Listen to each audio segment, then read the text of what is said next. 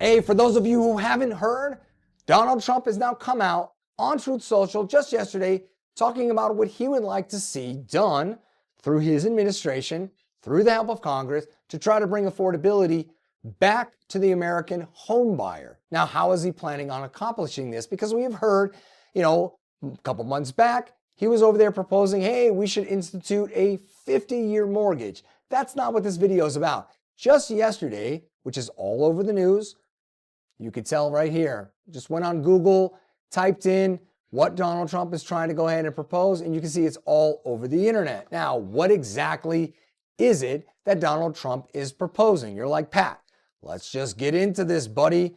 What's the delay? Well, on Truth Social, Donald Trump went ahead and made what he would like to see done through the help of Congress to help the American home buyer, and this is what it says. So, for a very long time, buying and owning a home was considered a pinnacle of the American dream. It was the reward for working hard and doing the right thing. But now, because of the record high inflation caused by the Biden and the Democrats in Congress, that American dream is increasingly out of reach for far too many people, especially young Americans.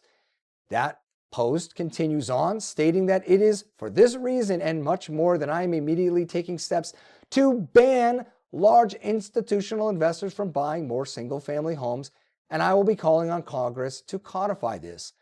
People live in homes, not corporations. So that is what Donald Trump is looking to propose, a ban on larger institutional investors from being able to go ahead and buy up so much of the inventory, taking away the ability of affordability, really, for a lot of Americans, because the higher the demand, the higher the price of the properties.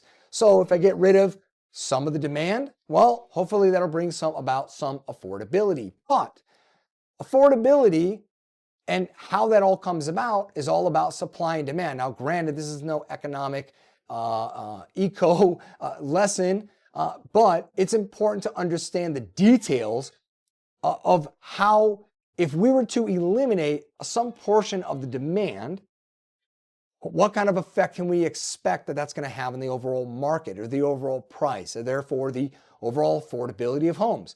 Well, I decided to go on Chatgpt and look this very thing up. So it's important to know, if we're going to ban a certain portion of the buying pool of residential property, well, how much of that buying pool exists? So if we look it up, as I did, looked up ChatGPT, what percentage of homes are bought by investors? Well, in 2020 to 2023, investors made up about roughly 18 to 19%. In 2024, they made up about 25%. And in the first quarter of 2025, investors made up about 26%. And in the second quarter, they made up about almost 30%. Now, that makes sense for you to sit here and be like, holy cow, man, you're talking about 1 out of 3, 1 out of 4 homes are being bought by investors? Dude, they're taking up a massive portion of the overall properties that are being bought. But we are talking about investors who are buying property.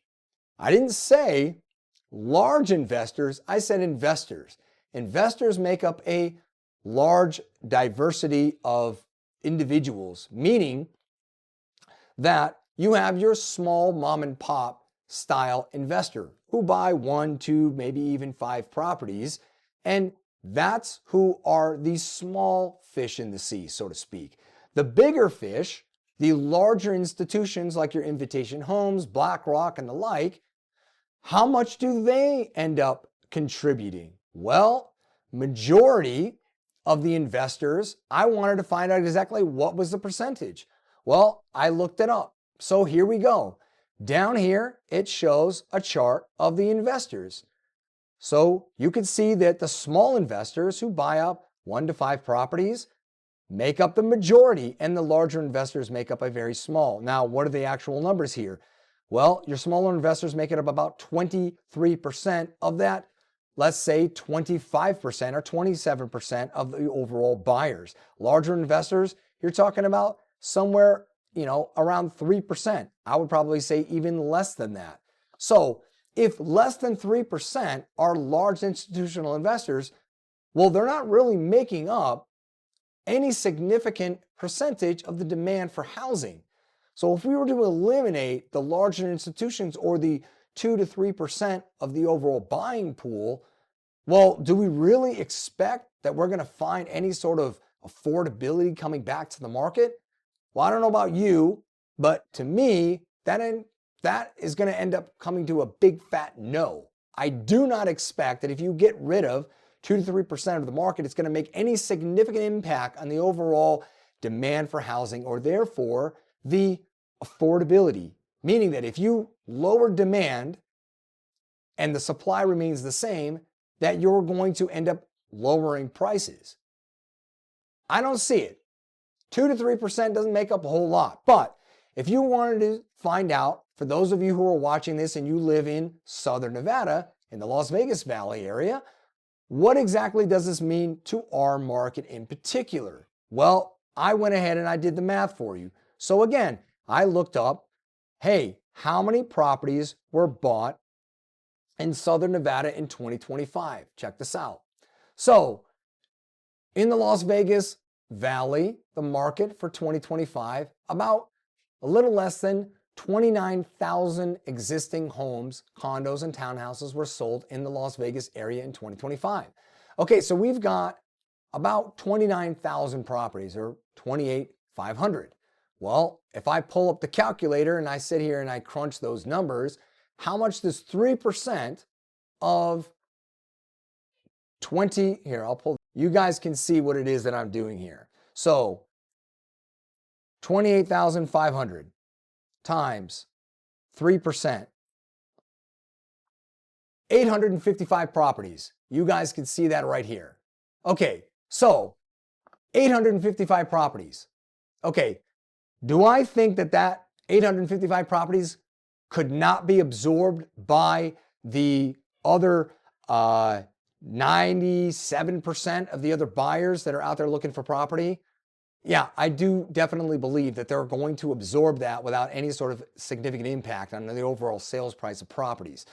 You know, supply, in my opinion, here in Southern Nevada makes up a bigger impact on the overall prices of properties. So for those of you who don't know, throughout 2025, property values really have not increased or decreased at all for single family homes. So just to put that out there, we're not getting any sort of, significant impact at all to the overall prices, at least for the last year. Now, what happens in 2026? I have my own prediction. I do expect a slight increase, but overall, I don't expect prices to really change all that much. And they definitely had it over the last 12 months. But now, does that 855 properties constitute, all the properties are going to end up being completely removed? Because you're talking about two different types of investors. You've got your long-term investor, which is like buy and hold. They're going to buy the property and now rent it out. And then there are going to be other ones that you guys are very familiar with. Who? Your flippers, right? Exactly. So what do flippers do? Well, they buy a property, they take about a couple of months to renovate it, and they put it right back onto the market again. So within about 3 to 4 months, that one property that was removed comes right back on there. So in a roundabout way, that property really didn't leave the market, at least not when you're looking at a 12-month period. So if those properties that are just kind of being taken off and put right back on were kind of added back in, so what would be the difference between the long-term buy and hold? How many of those are actually, being removed from the market to where other buyers who want to buy and live in it with their family have the ability to do so? How many of those are actually being removed from the market? Well, I looked that up as well. So this is what I found. So here we've got long-term rentals or buy and hold. Of what investors are purchasing, 65% of them are buy and hold. The other, fix and flip, constitute 35%. So what does that actually equate to when it comes to, at least for Southern Nevada? Like what goes on in the rest of the country? I could start doing the math, but again, I want to bring up a local market. If we were to sit here and we were to find out what is the 65%, let's do the math. Let's do the 65% that are no longer available because they've been turned into rentals. Okay, so 555 properties have now been removed from the market. So 555 out of almost 29,000. What do you think the impact of that ultimately ends up equating to the overall supply of homes available? I think we're talking about a drop in the bucket.